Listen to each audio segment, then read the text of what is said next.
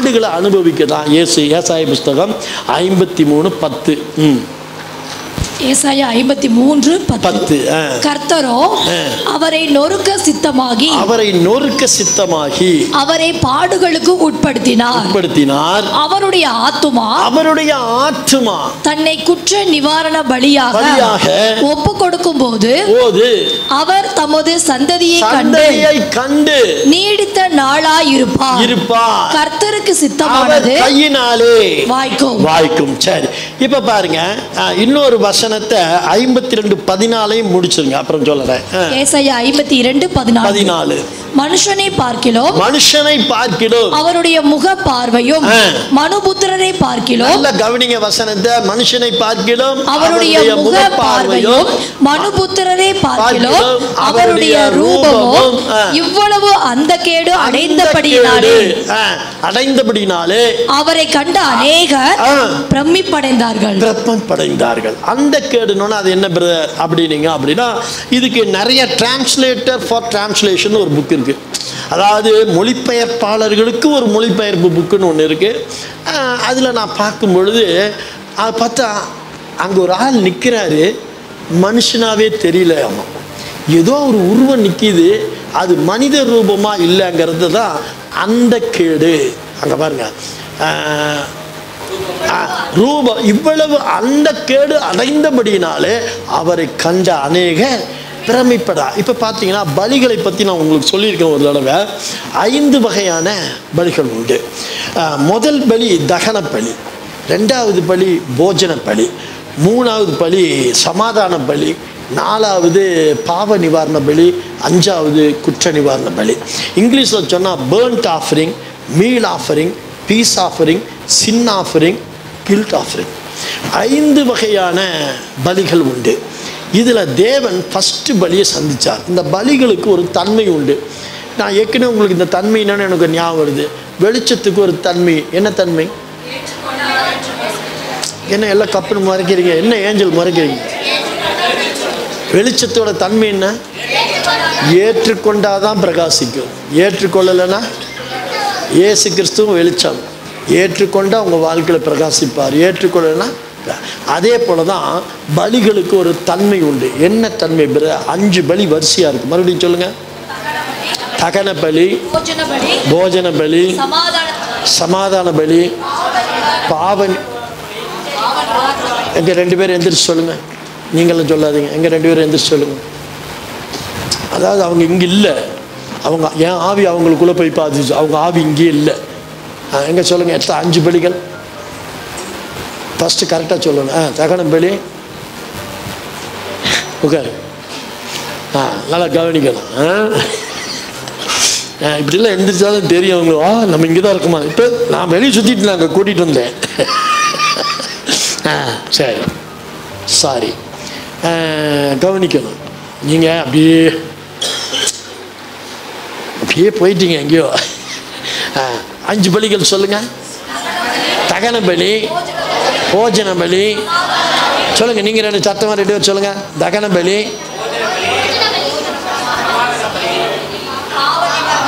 குற்றபலி, ரைட்டுங்களா? ஓகே, 5 பலிகள் இருக்குது. இதோடைய தன்மை என்ன தெரியுங்களா? பிரதர் ஏதோ ஒரு பலி செலுத்திட்டுமா? முடியாது, அதுதான் அதோடைய தன்மை. இப்போ நீங்கள் சமாதான பலி செலுத்தணும்னா மேலே இருக்கிற தகன பலியும் போஜன பலியும் செலுத்திட்டு தான் சமாதான பலி செய்யணும். சரி பிரதர், கடைசியாக ஒன்று செஞ்சுட்டு வா குற்ற, முதல்லேருந்து செஞ்சுட்டு வந்தால் தான் குற்ற நிவாரண பலி செய்ய முடியும். இடையில செஞ்சால் அது பலியாக இருக்காதாம். இதுதான் பலியுடைய தன்மைகள். அப்போ 5ஐயும் வரிசையாக நிறைவேற்றிட்டு வரணும். இதுதான், இதுக்கு ஒரு மனிதன் தேவை. தேவனே அவருடைய குமாரன்கிற பேரில் இந்த பூமியில் வந்து இந்த பலிகளை தான் ஏற்றுக்கொள்ளும்படியாக வந்தவர் தான் மேசியா. நம்ம என்ன சொல்கிறோம்? யெஷுவா. என்ன சொல்கிறீங்க? கேள்விப்பட்டிருக்கீங்களா? யெஷுவான்னு படிச்சிருக்கீங்களா? யெஷுவா படிச்சிருக்கீங்களா? இப்போ நாங்கள் சர்ச்சில் இருக்கோமான்னு யோசிக்கக்கூடாது. யெஷுவா யாரை சொல்கிறோம்? யெஷுவா. யெஷுவான்னு யாரை சொல்கிறீங்க? ஹீப்ரு பாஷை யெஷுவா வரும் பாருங்க, பாடலே இருக்குமே, யெஷுவா ஒரு பாடலே இருக்குமே. யெஷுவான்னா யாரை சொல்கிறது தெரியுங்களா? மெசியா தான், மெசியா தான். நீங்கள் இன்னும் பிரமிச்சு எங்கேயோ வேறு சர்ச்சுக்கு வந்துட்டோமோன்னு நினச்சிடாதீங்க. யெசுவா என்பது பைபிளில் இருக்குது. இதை நான் எப்போ எடுத்திருக்கேன் தெரியுமா? சிலுவை பாதையில் எடுத்தேன்னு நினைக்கிறேன். அவர்கள் சிலுவையில் அந்த பேரை கண்டு அஞ்சி நடுங்கி போனார்கள் தெரியுமா? அதில் என்ன பேருன்னு பார்த்தா அதில் யெசுவாங்கிற அர்த்தம் வந்தோன்னே நடுங்கிட்டாங்க. ஏன்னா அவங்க வழிபட்ட தெய்வமே யெசுவா தான். அவரையே நம்ம சிலுவையில் அடிச்சோமா தான் யூதர்கள் நடுங்கி போயிட்டாங்க. ஸோ இந்த யெசுவா என்பது யூதர்களுடைய தெய்வம். அவர் தான் இயேசு, யெகோவா அப்படின்னு நாமங்கள்லாம் கொண்டிருக்கு. யெசுவா தமிழில் என்ன ஸ்பெல்லிங்? இது யெசுவா தமிழில் எப்படி சொல்லுவீங்க? ஸ்பெல்லிங் என்ன? ஏ ஷு வா. மறுபடியும் சொல்லுங்க. ஏ ஷு வா. மறுபடியும் சொல்லுங்க. இப்போ ஏல யா யா யஷுவா. அதான் யா தமிழில் வந்து யஷுவா, இங்கிலீஷில் வந்து யெசுவா. தமிழில் நான் கேட்குறேன் யஷுவா. யா சொல்லுங்க. யா ஷு வா. Right, okay. இப்போ இந்த யாவை தூக்கி கடைசியாக போடுங்க. யாவை மட்டும் எடுத்து கடைசியில் போடுங்க. கையை தட்டு. அவங்க என்ன பேரில் வணங்கிட்டு இருக்காங்க? யாரை வணங்கிட்டு இருக்காங்க? இதுதான் நடந்த தப்பு. அவர்கள் எழுத்து பிழையாகி போச்சு. இந்த யாவை தூக்கி இங்கே போட்டு சிவாய நமக. இந்த நமகன்னா என்ன தெரியுமா? முஸ்லிம் சொல்லுவாங்க பார்த்தீங்களா? ஈசா அலி சலாம், மோசே அலி சலாம், மூசா அலி சலாம். ஒரு பேருக்கு ஒரு தடவை அந்த பேருக்கு என்ன பண்ணுவாங்களா? மரியாதை, சலாம். அதான் ஈசா அலி சலாம். நம்ம மோசேன்ட்டீங்க, ஆனால் மோசேன்னு சொல்ல மாட்டான், மூசான்னு சொல்லிட்டு அந்த பேருக்கு உடனே சலாம். இயேசு அப்படிம்பீங்க. அவன் ஈசான்னு சொல்லிட்டால ஈசா அலி சலாம், பேருக்கு மரியாதை. அதே தான் இவங்க சிவாய நமக. நிறைய சொல்லித்தரேன் ஒவ்வொரு நாளும். அவங்க வேறு யாருமே இல்லை, பாவம். அதை கண்டு கொண்டு இருந்தாங்கன்னா கட்டாயமாக நம்மளெல்லாம் அடிக்க மாட்டாங்க. இப்போ ஏன் அடிக்கிறாங்க அப்படின்னா, அவங்களுக்கு இந்த உண்மையை நாம் சொல்லிடுவோமோன்னு பயப்படுறாங்க. காலம் வரும், அன்றைக்கு எல்லாம் தெரியும். அல்லேலூயா. நீங்கள் யார் தெரியுமா? தமிழகத்தில் நீங்கள் யார் தெரியுமா? யூதர்கள். இந்தியா ஃபுல்லாக இஸ்ரவேலர்கள், வடநாடெல்லாம் இஸ்ரவேலர்கள். தமிழ்நாட்டில் நீங்கள்லாம் யூதர்கள், இஸ்ரவேலும் கலந்துருக்காங்க. கேரளா யார் தெரியுமா? பென்யமின் கோத்திரம். ஸ்ரீலங்கா யார் தெரியுமா? பென்யமின் கோத்திரம். இந்த 12 கோத்திரங்கள் பிரிஞ்சு வந்தது. அப்பப்போ கேள்வி கேட்பேன், 12 கோத்திரத்தில் வெறும் 12 பிள்ளைகளா? எத்தனை பிள்ளைங்க யாக்கோபுக்கு? 12 தானே. என்ன இவ்வளோ பிரசங்கம் பண்ணுறாரு கேட்குறாரு. செல்வி கேட்குறது அப்படி தான் இருக்குது. என்ன பிரசங்கம் பண்ணுறாரு பெருசாக, 12 போய் 12ஆன்னு கேட்குறாரு. ஹலோ, அப்போ தீனால் யாரு? தீனால் யாரு? தீனால் ஒரு பிள்ளை இருக்கால்ல, அவ ஒரு வம்சம் இங்கே இருக்குது. அது தெரியுமா உங்களுக்கு? அதை விடுங்க, அந்த சப்ஜெக்ட் அப்புறம் போவோம். சரி, இப்போ பலிகள் இருக்கு. இந்த பலிகளில் எங்கே போய் பார்க்கலாம்னா, லேவி ராகமத்தில் பார்க்கலாம். தகனப்படியை பற்றி என்ன எப்படி பலி செலுத்த வேண்டும் அப்படின்னா, ஆட்டை கொண்டு வந்து சந்து சந்தா துண்டிக்கணுமாமா, துண்டிச்சு வைக்கணுமா. அதுவும் ஆணாடு, இளமாடு, குறைபாடே இருக்கக்கூடாது, நோய்வாயே இருக்கக்கூடாது. பலிபீடத்தில் வச்சு துண்டு துண்டா. அவன் வெட்டின பிறகு வந்தீங்கன்னா இறால் மீனா, வாழையா, இன்னும் வேற என்ன இருக்கு, நெய் மீனா தெரியாது, அப்படி துண்டு துண்டா போட்டு வச்சிருப்பான், துண்டு துண்டா. இந்த தகனப்படியில் அப்படி தான் பண்ணுவான். இயேசு கிறிஸ்து சிலுவையில் சந்து சந்தா துண்டிக்கப்பட்டவன். எப்படி பிரதர்? சாட்டை ஒன்று தான், கைப்பிடி ஒன்று தான், அதுலேருந்து 9 பிரிவுகள் போச்சு. ஒரு சாட்டையில் 9 பிரிவுகள் போச்சு. ஒவ்வொரு நுனியிலையும் கிரைனைட்னு சொல்கிறோம்ல, அது என்ன தெரியுமா? நம்ம கருங்கல் தான். இங்கிலீஷில் அது கிரைனைட். அந்த கருங்கல் கூர்மையாக இருக்கிற கல்லுகளை அந்த தோல் நுனியில் வச்சு கட்டியிருப்பாங்க. ஏன் கல்லை கட்டினாங்க? நிறைய பைபிளில் நிறைய புக்கில் எழுதியிருக்காங்க, இரும்பு கொக்கின்னு எழுதியிருக்காங்க. நான் இரும்புடைய படைப்பை படித்து ஒரு புக்கில் படிக்கும் பொழுது, கிறிஸ்துவுக்கு பின் இயேசுவுக்கு அப்புறம் 200 ஆண்டுகளுக்கு அப்புறம் தான் கொக்கியே கண்டுபிடிச்சாங்க. அப்போ எப்படி இயேசுவுக்கு கொக்கி மாட்டியிருப்பாங்க? மாட்ட முடியாது. அப்போ என்ன போட்டாங்க? கல் போட்டாங்க. எந்த கல் பிரதர்? நியாயப்பிரமாணம் சொல்லுது அவன் பாவம் செய்தால் கல்லால் அடிச்சு கொள்ளுங்க. ஸோ நியாயப்பிரமாணத்தின்படி இயேசுவை நியாயப்பிரமாணத்தின்படி அடித்தாங்க. அதுக்கு தான் காட்டுறதுக்காக கல்லை கட்டி வச்சு ஒரு அடி அடித்தா 9 அடிக்கு சமானம். அப்படி 39 அடி அடித்தாங்க. ஆனால் யூத சட்டத்தின்படி 40 அடி அடிக்கணும். ஆனால் இயேசுவுக்கு 39 அடித்தாங்க. ஏன் பிரதர்? ஒன்றை கம்மி பண்ணிட்டாங்க. 40 அடிக்க தவறி போய் 41 அடிச்சுட்டா இவங்க தவறு செய்துட்டாங்க. ராஜரீகம் என்ன பண்ணிடுச்சு? தப்பு பண்ணிடுச்சுன்னு வந்துருங்கிறதுக்காக ஒரு அடியை கம்மியாகவே அடிப்பா, நம்ம கவுண்டிங் தப்பாக போகணும். அதனால் இயேசுவுக்கு 39 அடி. ஒரு அடி 9னா 39 × 9 எத்தனை அடி? நாராக கிழிக்கப்பட்டார். அல்லேலூயா. இந்த கல்லுன்னு சொன்னோன்னே இயேசுவை பார்த்தீங்கன்னா சொன்னார் பைபிளில், அவர் தலைக்கு மூளைக்கல். இயேசுவை எதுக்கு அடையாளமாக வச்சாங்க? தலைக்கு மூளைக்கல்லாக வச்சாங்க. அவங்க அதனால தான் சிவனை கல்லில் செஞ்சு வச்சாங்க. அவங்க அதுக்கு தான் இயேசுவின் அடையாளமாக சிவன் கோயிலில் கல் வச்சாங்க. சிவன் கோயிலில் சிவரூபம் இருக்காது, லிங்கம் மட்டும்தான் இருக்கும். ஆனால் பாதி உண்மை பாதி கற்பனையில் பிசாசு அவங்களுக்கு சிவலிங்கத்தை வேறு ரூபத்தில் காட்டி, அது அசிங்கமான ஒரு ரூபத்தில் காட்டி. ஏன்னா அவனே பாகால்னா என்னன்னு தெரியுமா உங்களுக்கு? எத்தனை பேருக்கு பாகால்னா தெரியும்? நான் பார்த்துருக்கேன், நேற்று தான் பேசுகிறேன். எத்தனை பேருக்கு பாகால்னா பாம்புன்னு அர்த்தம். பாகால் என்றால் பாம்பு. ஜக்கிவேஸ்தா கர்நாடகாவில் போய் ஒரு கோயில் திறந்திருக்கார். எவ்வளோ பெரிய பாம்பு தெரியுமா? கழுத்து கிட்டத்தட்ட இந்த ஸ்டேஜ் அகலத்துக்கு இருக்குது. அங்கே நின்று பூஜை பண்ணுறார். அப்போ அவர் யாருக்கு பூஜை பண்ணார்? பாகாலுக்கு பூஜை பண்ணார். அப்பப்போ இடையில நான் டிப்ஸ் இப்படி சொல்லிட்டு இருப்பேன், ஞாபகம் வச்சுக்கோங்க. பாகால் என்றால் பைபிளை படிக்கும்போது பாம்பு. மூளைக்கல்லாக கிறிஸ்து இருப்பதுனால சிவாயனுக்கு என்ன பண்ணாங்க? ஒரு கல்லை அடையாளமாக வச்சாங்க சிவன் கோயிலில். அந்த கல்லை பெசாமல் வச்சிருக்கலாம் கல்லுன்னு. அவங்க என்ன பண்ணிட்டாங்க? ரூபத்தை மாற்றி சரி, நமக்கு அது முக்கியம் இல்லை இப்போ. Right, okay. இப்போ இவர் தகன பலியாக இருந்தார். அடுத்தது ஒவ்வொரு பலியில் அவர் சிக்கிட்டு வரும்போது குற்ற நிவாரண பலிக்குள்ளே வராரு. குற்ற நிவாரண பலிக்குள்ளே வரும்பொழுது ஆண்டவர் சொல்கிறாரு குற்ற நிவாரணம். ஏன்னா அவர் மேலே உலகத்தின் குற்றங்கள் வந்துருச்சு. இயேசு மேலே உலகத்தின் குற்றம் மூலம் வந்தோடனே இந்த குற்ற நிவாரண பலிக்குள்ளே வரும்பொழுது பிதா சொன்னார், அவன் குற்றமாக இருக்கிறதுனால அவனை நான் கைவிட்டுட்டேங்கிறார். அப்போ தான் ஆண்டவர் கதறினார், சிலுவையில் கதறினார். என்ன கதறினார்? அது மட்டும் அவர் அழுகலை, எல்லாத்தையும் வாங்கிட்டார். இதை விட ஒரு ரைட்டர் ஒருத்தர் ஒரு புஸ்தகம் எழுதியிருக்காரு. அந்த இயேசு கிறிஸ்து அடி வாங்கிட்டு நிற்கும் பொழுது ஒரு மனிதனுக்குரிய ரூபமே இல்லையா, என்னமோ அப்படியே என்னமோ ஒரு உருவத்தை பிச்சு போட்டு நிற்கிற மாதிரி நின்று ஆரமா.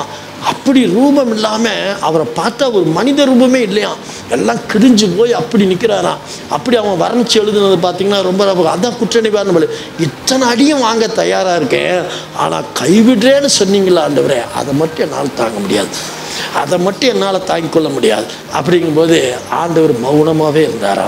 அப்போ தான் சொன்னாரம்மா, ஏலி ஏலி லாமா சபக்தானி, தேவனே என் தேவனை ஏன் என்னை கைவிட்டினாரா. நிறைய பிரசங்க நான் கேட்டுக்கிறேன். வல்லமையுள்ள தேவனே கதறினாரே பலிதாங்காமேன்னா. எனக்கு இப்போ தான் தெரியுது, பலி தாங்காமல் இல்லைடா, கிழிச்சு 39 × 9 அடி வாங்குறப்ப பல்ல கடிச்சு நின்ன மனுஷன் எப்போ கதறினார்னு பார்த்தீங்கன்னா தேவன் அவரை கைவிட்டார்னு சொன்னான்னு தான்.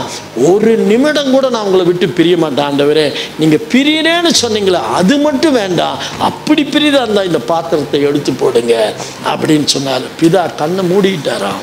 இவர் கதறி அழுததோடு எல்லாம் முடிந்தது சொன்னாராம். போன வாரமாக 2-3 வாரத்துக்கு முன்னாடி முடிந்ததுக்கு நான் சொன்னேன், முடிந்ததுன்னு சொல்லி எல்லாவற்றையும் கைவிட்டாராம். அந்த வசனம் இந்த இப்போ படிச்சிங்களா, இதில் சந்ததியை கண்டு 53:10 கர்த்தரோ அவரை நொறுக்க சித்தமாகி அவரை பாடுகளுக்கு உட்படுத்தினார். அவருடைய ஆத்துமா தன்னை குற்ற நிவாரண பலியாக ஒப்பு கொடுக்கும் போது அவர் தமது சந்ததியை கண்டு. எப்ப அவர் சந்ததியை கண்டாரமா, குற்ற 5 பலிகள் முடிஞ்சாச்சு, 4 முடிஞ்சு 5ஆவதுக்கு வரையில தான் பிதா கைவிடுறேன்னு சொன்னது அவரால் தாங்க முடியல. தாங்க முடியாம அதுக்கு நான் பேசாம செத்துறேன் ஆண்டவரேங்கிறாராம். இப்போ உதாரணத்துக்கு நீங்க புரியுற மாதிரி சொல்லணும்னா, ஒரு கர்ப்பிணி பெண் பிள்ளை பெறுவதை நான் ஏற்கனவே உங்களுக்கு உதாரணம் சொல்லியிருக்கேன், அது வீடியோவில் இருக்கு பாருங்க. பெற்றெடுத்தல், ஆதாமை வச்சு தான் பெற்றெடுக்கணும்னு நினைச்சாராம். அப்போ நினைக்கும் போது ஆதாம் பாவம் செஞ்சுட்டான். அந்த பாவத்துக்கு நிவாரணமாக இப்போ கிறிஸ்து என்ன பண்ணுறாராமா, சிலுவை மரணத்தை சந்திக்கிறாரு. சந்திக்கும் பொழுது பிதா கைவிடுறேன்னு சொல்கிறது அவரால் தாங்க முடியாமல் அவர் நினச்சாரா, சாமையா ஜீவன் போக மாட்டேங்குது, ஜீவன் போனால் பரவாயில்லையே நினச்சாரா. ஒரு கர்ப்பிணி பெண்ணு ஒரு சயின்ஸ் புக்கில் நான் படிக்கிறேன். எப்படின்னா, ஒரு பிள்ளை, அதான் ஆப்ரேஷனை விட்டுருங்க, நார்மல் பிரசவத்தில் வாங்க வரும்பொழுது இடுப்பில் ஒரு பெண்ணுக்கு எத்தனையோ எலும்புகள் இருக்கான், நம்மள்கிட்ட நர்ஸுகளாக இருக்காங்க, எத்தனையோ எலும்புகள் இருக்கா. அவர் எழுதுறாரு, அந்த எலும்புகள் பிள்ளையை வெளியே கொண்டு போகிறதுக்கு எலும்புகள் தன் ஸ்தானத்தை விட்டு விலகுமாமா, மரண வழி இருக்குமாமா அவளுக்கு. அதான் மறுஜென்மம் சொன்னாங்களே பெண்ணுக்கு. அந்த எலும்புகள் விட்டு வலி விழுகும் பொழுது அது தன் ஜாயிண்டெல்லாம் விட்டு விலகி கொடுக்குமாமா. அவள் உயிர் போகுமா, அவள் நினைப்பாளாமா பேசாம செத்தரலாமா, பிள்ளை இல்லாட்டின்னு தொலைது, செத்தரலாம், வலி தாங்க முடியலன்னு நினைப்பாளா. அந்த வலியை அவளால் தாங்கி முடிக்கிறதுக்குள்ள பிள்ளை வெளியே வந்துடுமாமா. அந்த குழந்தைய பார்த்தோன்னு அவள் நினைப்பாளாமா, உன்னை நான் டாக்டருக்கு படிக்க வச்சு, உன்னை நான் அப்படி வளர்த்தி, உன்னை இப்படி பண்ணி, உன்னை இவ்வளோ பெரிய ஆள் ஆக்கிமா, இப்போ அந்த சாவு மறந்துடுமாமா. அப்போ அந்த வேதனையில் தான் பிள்ளையை பார்த்தாளா. இங்கே இயேசு கிறிஸ்து பாருங்க, குற்ற நிவர்மாக ஒப்பு கொடுக்கும்போது அவர் தமது சந்ததியை கண்டு, செத்தெல்லாம் எனக்கு இந்த வேதனை போதும்னு நினைக்கிறப்போ ஒன்று என்னையும் பிதாவானவர் இயேசுக்கு முன்பே காமிச்சாரா. ஆமாம், நான் தம்பிதிரை இப்படி ஆக்கணுமே, கேப்பி இப்படி ஆக்கணுமே, அவனை இப்படி ஆக்கணுமே, இல்லை நான் சாகலைன்னாராம். அப்புறம் தான் சொன்னாராமா, எல்லாம் முடிந்ததுன்னு ஏற்றுக்கொண்டாராமா. ஏற்றுக்கொண்டு உங்கள் சந்ததியை கண்டு உங்களை பார்த்து கிறிஸ்துவானவர் தன் மரணத்தை எடுத்துக்கொண்டாராம். நீங்கள் ஜீவ சுவாசத்தை பெற்றுக்கொள்ள அவர் சுவாசத்தை விட வேண்டிய ஒரு கட்டாய சூழ்நிலைக்கு ஏற்பட்டது. ஆண்டவர் எல்லாவற்றையும் நொறுக்க சித்தமானார்னு சொல்லி வேதம் தெளிவாக சொல்லுகிறது. ஹல்லேலூயா. 1 பேதுரு புஸ்தகம் 1ஆம் அதிகாரம் 23ஆம் வசனம். 1ஆவது அதிகாரம் 23ஆவது வசனம். அழிவுள்ள வித்தினாலே அல்ல, என்றென்றைக்கும் நிற்கிறதும் ஜீவன் உள்ளதுமான தேவ வசனமாகிய அழிவில்லாத வித்தினாலே மறுபடியும் ஜெனிப்பிக்கப்பட்டிருக்கிறீர்களே. இயேசு கிறிஸ்து மூலமாக அவர் பார்த்தாரு, தன் உயிரை நீத்து விட்டு அவர் போகும்போது உங்களுக்கு எனக்கும் அவருடைய வார்த்தைகளை கையில் கொடுத்தார். பொறுப்பில்லாமல் ஆதாம் நம்மளை விட்டுட்டான், அவனுக்குள்ள பிறந்த நாம். அதனால தான் தாவீது சொன்னார், என் தாய் என்னை பாவத்து கர்ப்பம் தரித்தாள். அப்படியே நமக்குள்ள இருந்த பாவம் நம்மளை கிரியை செய்து தேவனுக்கு விரோதமாகவே நம்மளை நடத்திட்டு வந்தது. இயேசு கிறிஸ்துவின் மரணத்தோடு அல்லாமல் நமக்கு தேவ வார்த்தையை கையில் கொடுத்தார். தேவ வார்த்தைகளை கொடுத்ததுனால தான் சொல்கிறாரு, அழிவுள்ள வித்தினால் அல்ல. ஆதாமோடது அழிவுள்ள வித்தினால் அல்ல, என்றென்றைக்கும் நிற்கிறதும் ஜீவனுள்ளதுமான தேவ வசனமாகிய அழிவில்லா. அப்போ இந்த வசனம் நமக்கு அழிவில்லாத வித்து. இந்த வித்தை கொண்டு தான் நாமளை புது சிருஷ்டியா. அதான் மறுபடியும் அந்த 1 கொரிந்தியர் 5:17 வாங்க. 1 கொரிந்தியர் 5:17 வாங்க. 2 கொரிந்தியர் 5:17 வாங்க. 2 கொரிந்தியர் 5:17. இப்படி இருக்க ஒருவன் கிறிஸ்துவுக்குள் இருந்தால் புது சிருஷ்டியாய் இருக்கிறான். நீங்க அவருடைய வசனத்தை பெற்றுக்கொண்ட பிள்ளைகள், நீங்கள் புது சிருஷ்டியாய் இருக்கிறீங்க. நீங்க வான சேனைகளையும் அல்லது பழைய காரியங்களையும் நீங்கள் சிந்திக்க வேண்டாம், பேச வேண்டாம். தேவனுடைய வசனத்தை பிடித்து கொள்ளுங்க. எவன் ஒருவன் தேவ வசனத்தை பிடிச்சு கொண்டானா அவன் மரிக்கான்னு வேதம் யோவான்ல 11:26 சொல்லும். யோவான் புஸ்தகம் 11ஆம் அதிகாரம் 26ஆம் வசனம். யோவான் 11:26. உயிரோடு இருந்து என்னை விசுவாசிக்கிறவன் எவனோ, அது பாருங்க, செத்தவனுக்கு சொல்லல, உயிரோடு இருந்து என்னை விசுவாசிக்கிறவன் எவனோ என்றென்றைக்கும் மரியாமலும் இருப்பான்னா, அப்ப சாகாம இருக்க முடியுமா ஒருத்தன்? ஹலோ, என்ன கவனிக்கிறீங்களா? ஒரு மனுஷன் சாகாம இருக்க முடியுமா? அப்ப இங்க சொன்ன மரியாமலும் இருப்பான்னா எதை சொல்லியிருக்காருங்க? உங்க ஆவி மரிக்காது, உங்க ஆவி மரிக்காது. உங்க சரீரம் இயற்கையா மரிக்கும், அது வேற விஷயம். ஆனா உங்கள் ஆவி மரிக்காது. அல்லேலூயா. 1 கொரிந்தியர் 6:17 படிங்க. 1 கொரிந்தியர் 6:17. அப்படியே கர்த்தரோடு இசைந்திருக்கிறவனோ அவருடனே ஒரே ஆவியாய் இருக்கிறார். அப்படிங்க, அவருடனே ஒரே ஆவி. இப்ப நீங்க 2 ஆவி இல்ல. எவன் ஒருவன் கிறிஸ்துவை ஏற்றுக்கொண்டு அவருடைய வார்த்தைகளை அங்கீகரித்து கொள்ளுகிறானோ, விசுவாசத்தோடு இருக்கிறவனுக்கு 2 ஆவி இல்லை, அவரோடு ஒரே ஆவி. அப்போ உங்களோட யார் இருக்கா? பிதாவின் ஆவி, கிறிஸ்துவின் ஆவி, மெசியாவின் ஆவி உங்களோட இருக்கிறது. அல்லேலூயா. எசேக்கியேல் 36:26-27. எசேக்கியேல் 36:26-27. உங்களுக்கு நவமான இருதயத்தை கொடுத்து. என்ன மாதிரி இருதயமாமா? நவமான இருதயத்தை. அப்படின்னா ஆதாமுக்கு மூலம் வந்த இருதயம் முடிஞ்சு போச்சு. இனி கிறிஸ்துவின் மரணத்தின் மூலமாக, அவருடைய ஜீவனுள்ள வசனத்தின் மூலமாக உங்க இருதயம் என்ன மாதிரி இருதயங்க? நவமான புதிய இருதயமா? நவமான இருதயத்தை கொடுத்து உங்கள் உள்ளத்திலே புதிதான ஆவியை கட்டளையிட்டு. எல்லாம் தெரியுங்க, சரீரத்தில் இல்ல, ஆவியில புதிதான ஒரு ஆவியை கொடுத்திருக்காரு. அப்ப ஏற்கனவே இருந்த மனுஷ ஆவியோடு பிதாவின் ஆவி இணைந்து இப்ப 2 ஆவி இல்ல, ஒரே ஆவியா. இப்ப கணவன் மனைவியை நம்ம சொல்றோமா இல்லைங்களா? இனி நீங்கள் இருவர் அல்ல ஒருவர்னு சொல்றோம்னா எதை வச்சு சொன்னீங்க? அதே மாதிரிதான் இனி 2 ஆவிகள் அல்ல, உங்களுக்குள் ஒரே ஆவிதான் இருக்கு, அது கிறிஸ்துவின் ஆவி. உங்கள் உள்ளத்திலே புதிதான ஆவியை கட்டளையிட்டு கல்லான இருதயத்தை. எப்படிங்க கல்லான இருதயம்? ஆதாமுக்குள் இருந்து நம்ம வந்ததுனால நம்ம இருதயம் கல்லா இருந்தது. இப்ப கிறிஸ்துவின் மரணத்தை அங்கீகரிக்கிறேன். சொல்லுங்க, கிறிஸ்துவின் மரணத்தை நான் அங்கீகரிக்கிறேன். அவருடைய உயிர்த்தெழுதலை நான் ஏற்றுக்கொள்ளுகிறேன், அவருடைய ஞானஸ்தானத்தை நான் ஏற்றுக்கொள்ளுகிறேன். எவன் ஒருவன் செய்யணும், அவனுக்கு என்ன பண்றாராமா? இருதயத்தை உங்கள் மாம்சத்திலிருந்து எடுத்து போட்டு சதையான இருதயத்தை உங்களுக்கு கொடுப்பேன். இப்ப நம்ம சதையான இருதயம்னா இப்ப மற்றவங்களுக்குலாம் என்ன பிரதர்னு கேட்காதீங்க. சதையான இருதயம்னா 9 கனிகளை கொண்ட இருதயம். எங்க மடார்னு சொல்லுங்க 9 கனிகளை. அன்பு,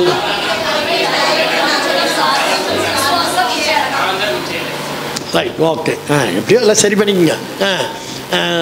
அப்போ 9 ஆவியை 9 கனிகளை கொண்ட ஆவிகளாய் எவன் ஒருவன் இருதயம் மாறுதோ அதை தான் அவர் சொல்றாரு சதையான இருதயம். இந்த சதையான இருதயத்தை நீங்கள் பெற்றுக்கொண்டீர்கள் அப்படிங்கிறார். அதாவது பெற்றெடுக்கிற ஒரு காரியம். அல்லேலூயா. ரோமர் புஸ்தகம் 8:38-39. ரோமர் 8:38-39. மரணமானாலும் ஜீவனானாலும் தேவ தூதர்களானாலும் அதிகாரங்களானாலும் வல்லமைகளானாலும் நிகழ்காரியங்களானாலும் வருகாரியங்களானாலும் உயர்வானாலும் தாழ்வானாலும் எந்த சிருஷ்டியானாலும் நம்முடைய கர்த்தராகிய கிறிஸ்து இயேசுவில் உள்ள தேவனுடைய அன்பை விட்டு நம்மை பிரிக்க மாட்டாது என்று நிச்சயித்திருக்கிறேன். எத்தனை பேர் இந்த வசனத்தை அங்கீகரிக்கிறீங்க? கரங்களை தட்டி கர்த்தரை மேம்படுத்துங்க. வேலை இல்லைன்னு பிரிஞ்சு போயிடக்கூடாது. வீட்டில் ஒரு பிரச்சனை நடந்தோன்னு பிரிஞ்சு போயிடக்கூடாது. பவுல் தெளிவா சொல்றாரு, என்ன நடந்தாலும் அதிகாரம், வல்லமை, நிகழ்காரியம், வருங்காரியம் எது நடந்தாலும் சரி, கிறிஸ்து இயேசுவின் மேல் வச்ச அன்பை ஒருவனும் பிரிக்க முடியாது. எவனோடு அவன் பிரிக்க மாட்டான்னு உறுதியா இருக்க. உன்னுடைய ஆவி பிதாவுடைய ஆவியோட ஒரே ஆவியாக மாறுது. உன் இருதயம் சதையா மாறும். அப்பதான் அந்த இரக்கம், அன்பு, சமாதானம், சந்தோஷம், இச்சையடக்கம், நீடிய பொறுமை, விசுவாசம், ஒழுக்கம் எல்லாம் வர ஆரம்பிக்கும். அல்லேலூயா. சரி, இப்ப ரோமர் 8:11. ரோமர் 6:11. அப்படியே ஏன்னா இன்னைக்கு ஒரு கேள்வி இருக்கு. சரி பிரதர், ஆதாமு தேவனோட இருந்த மனுஷனே ஒரு பாவத்தை செஞ்சிட்டானா இல்லையா? தேவன் படைச்ச ஒரே மனிதன் ஒரு பாவத்தை செய்யும் பொழுது இன்னைக்கு இயேசு கிறிஸ்துக்குள்ள இருக்கிறன்னா பாவம் செய்ய மாட்டேன்னா செஞ்சிருவன்ல பிரதர் அப்படிங்கிறவங்களுக்கு தான் பவுல் எழுதுறார் ரோமர்ல. அப்படியே நீங்களும் உங்களை பாவத்திற்கு மரித்தவர்களாகவும். எதுக்கு மரிச்சிட்டீங்க? பாவத்திற்கு மரித்தவர்களாகவும் நம்முடைய கர்த்தராகிய இயேசு கிறிஸ்துவுக்குள் தேவனுக்கென்று யாருக்காக? தேவனுக்கென்று பிழைத்திருக்கிறதாவும் எண்ணிக்கொள்ளுங்கள். உங்க எண்ணத்துல அப்படிதான் இருக்கணும். நீங்க தான் எண்ணிக்கணும். செத்தவங்கிட்ட போய் ஒரு பாவம் பேசுமா? செத்தவங்கிட்ட போய் ஒரு பாவம் பேசுங்களா? பேசாது. அவர் என்ன சொல்றார்? பாவத்துக்கு மரித்தவர்களாயும். அப்ப பாவத்துல மரிச்ச பிறகு பாவம் எப்படி உங்கள்கிட்ட பேச முடியும்? செத்த பணத்துக்கிட்ட யாராவது போய் பேச முடியுமா? செத்த பணத்துக்கிட்ட பேச முடியாது. அதே மாதிரி பாவத்துக்கு மரிச்சவங்ககிட்ட பாவம் வந்து என்ன பேச முடியும்? ஏற்கனவே பாவத்துக்கு மரிச்சாச்சு, செத்தப்படலாம். இனி அது பாவத்தை குறிச்சே சிந்திக்காது. அதனாலதான் அவர் சொல்றார் பவுல் ரோமர்களுக்கு, நம்முடைய கர்த்தராகிய இயேசு கிறிஸ்துக்குள் தேவனுக்கென்று பிழைத்திருக்கிறோம் என்று எண்ணிக்கொள்ளுங்கள். இதெல்லாம் சரீரத்தில் நடக்கிற காரியம் அல்ல, உங்களுடைய நினைவுல ஏற்படுகிற காரியம். அப்ப நீங்க கவனமா இருக்கணும். ரோமர் 8:16 நாம் தேவனுடைய பிள்ளைகளாய் இருக்கிறோம் என்று ஆவியானவர் தாமே நம்முடைய ஆவியுடனே கூட சாட்சி கொடுக்கிறார். பரிசுத்த ஆவியானவர் உங்க சரீரத்தை வச்சு சாட்சி கொடுக்கல, உங்க ஆவியோட கூட ஒரு சாட்சி கொடுக்கிறார். அவன் யார் தெரியுமா? அவனுக்காக இயேசு மரித்தவர். அவன் பரிசுத்தமானவன். உங்க ஆவி பரிசுத்தமா இருக்கணும். என்னைக்கு ஒரு மனிதனுடைய ஆவி பரிசுத்தமோ அவன் சரீரம் பாவம் செய்யாது, பாவம் செய்ய முடியாது. காரணம் என்ன? உன் எண்ணங்கள்ல நீ பாவத்துக்கு செத்துட்டேன்னு நினைச்சாலே பாவம் உன்னிடத்தில் பேச முடியாது. என்னைக்கு உன்னுடைய பாவத்தின் எண்ணங்கள் ஜீவனோடு இருக்கோ பாவம் ஆட்டோமேட்டிக்கா பேசும். நீங்க யார்கிட்ட பேசுவீங்க? செத்த பணத்துக்கிட்ட போய் பேசுவீங்களா? பேசுவோம் பிரதர். நிறைய பேர் பார்த்துருக்கேன். ஓன்னு அழுதுட்டு போய் பக்கத்துல இருந்து, ஆத்தா நீ மட்டும் அன்னைக்கு இருந்திருந்தீங்கன்னா. யார்கிட்ட பேசியிருக்காங்க? செத்து போன ஆத்தாட்ட பேசியிருக்காங்க. உன்னை நான் சாகாதேன்னு சொன்னனே ஆத்தா, நீ இருந்திருந்தா ஒரு அம்மா பேசிக்கிட்டு இருக்கு. நான் அப்படியே போனேன், நின்று போய் பார்த்துக்கேன். நீ போகாதேன்னு சொன்னனே ஆத்தா சொன்னாங்களாம்மா. இவங்க சொன்னாங்க, கேட்டுக்குமாம்மா. நீ எப்படி வேணா படுத்துக்கட, நான் பார்த்துக்கிறேன்னு சொன்னனே. அப்புறம் ஒரு அம்மா பார்த்துச்சு, நல்ல விவரம் இல்லாம அவருக்கு அப்படியே மெதுவாக போச்சு, தோள்பட்டை பிடிச்சி தூக்குச்சு, அப்படின்ட்டு கூட்டிட்டு போய். அப்போ ஒரு செத்த மனுஷங்கிட்ட பேசி பிரயோஜனம் இல்லை. செத்த மனுஷன்கிட்ட கொடுத்த காசு போய் கேட்க முடியுமா? வேணா திட்டிக்கலாம், நாய் போயிட்டான் பாடுறா, ஒரு வடை போச்சுங்கிற மாதிரி. அதே போலதான் நீங்கள் பாவத்துக்கு உங்க ஆவி என்ன ஆயிடுச்சுங்க? செத்துருச்சுங்கிறாரு. செத்தவ உன்னுடைய ஆவியில வந்து பாவம் எப்படி பேசும்? பாவம் யாரு? பாம்பு. இந்த பாம்பு உன்னிடத்துல யாரு? ஏவாள்கிட்ட பேசின மாதிரி உங்கள்கிட்ட வந்து பேச முடியாது. ஏன்னா நீங்க பாவத்துல செத்துட்டீங்கிறார். என்னைக்கு அவர் சந்தா துண்டிக்கப்பட்டு சிறுவில தன் ஜீவனை கொடுத்தாரோ அப்பவே உங்க ஆவி என்ன ஆயிடுச்சு? கிறிஸ்துவுக்குள்ள புது சிருஷ்டியாய் மாறிடுது. இப்ப எப்படி பிரதர் நாங்க அப்படின்னீங்கன்னா, யாரெல்லாம் அவருடைய மரணத்தை ஏற்றுக்கொள்ளுகிறீர்களோ, அவர் மரித்தது எனக்காக நீ ஏற்றுக்கொள்றியோ, ஞானஸ்தானத்தை நான் விசுவசிக்கிறேன்னு சொல்றியோ, அவருடைய உயிர்த்தெழுதலை நான் ஏற்றுக்கொள்ளுகிறேன்னு சொல்றியோ, அன்றைக்கெல்லாம் உன்னுடைய பாவம் உடைய ஆவிலிருந்து செத்து போச்சு. இனி நீங்கள் பாவம் செய்ய மாட்டீர்கள், பாவம் செய்ய முடியாது. அப்படியே நான் செஞ்சுட்டேன் பிரதர். கர்த்தர் அதை ஏற்றுக்கொண்டு அதற்காக மீண்டும் அவருடைய கண்ணீர் சிந்தப்படுது. அந்த பாவத்திலிருந்து உங்களை மீண்டும் மீண்டும் விடுவிக்கிறார். அதனால் அப்பதான் சொன்னார், 7 அல்ல 70 முறை ஆனாலும் சரி உன்னை நான் மீட்டெடுத்துக் கொள்ளுவேன் அப்படின்னு உங்களை பாவத்திலிருந்து மீட்க. அப்போ நாமெல்லாம் என்ன செய்யணுமாமா? பாவத்துக்கு செத்தவர்கள் பாவத்தை பற்றி பேசக்கூடாது. இன்னைக்கு நிறையா பேர் கிருபை பிரசனத்தை பேசணும்னா என்ன கேள்வி கேட்குறாங்க? அப்படின்னா நம்ம என்ன வேணா செய்யலாமா அப்படிங்கிறான். ஃபோனில் கேட்கல என்ன சொல்கிறான்? அப்போ கிருபை பிரசனம் எது செஞ்சாலும் மன்னிக்கிறாருன்னா அப்போ என்ன வேணா செய்யலாமா? பாவத்துக்கு செத்தவன் எப்படி செய்வான்? அவனே செத்துட்டானே, பரிசுத்தத்துக்கு இருக்கிறான், கிறிஸ்துவுக்குள் அவன் புது சிருஷ்டியாக இருக்கான். அப்போ நீ வந்து பாவத்தை செய்யலாமான்னு கேட்டால் உனக்குள்ள என்ன இருக்கு? இன்னும் பாவம் சாகலை. அதனால் அவர்களுக்கு நம்ம பதில் கொடுக்க தயார் இல்லை. ஆனால் நம்ம ஆண்டவராகிய இயேசு கிறிஸ்து நமக்காக 5 பலிகளை ஏற்று மரணம் சம்பவித்தது. என்னைக்கு ஒரு மனுஷன் மரணத்தை குறித்து தியானிக்கிறானோ, எனக்காக மரித்தார், எனக்காக உயிர்த்தார்னு எவன் ஒருவன் ஏற்றுக்கொள்கிறானோ, அவனுடைய கடந்த கால தாயின் கர்ப்பத்திலிருந்து வந்த அத்தனை பாவங்களும், இனி என்னையும் அறியாமல் வரப்போகிற அத்தனை பாவத்துக்கும் கர்த்தர் நிவாரண பலியாக இருக்கிறார்.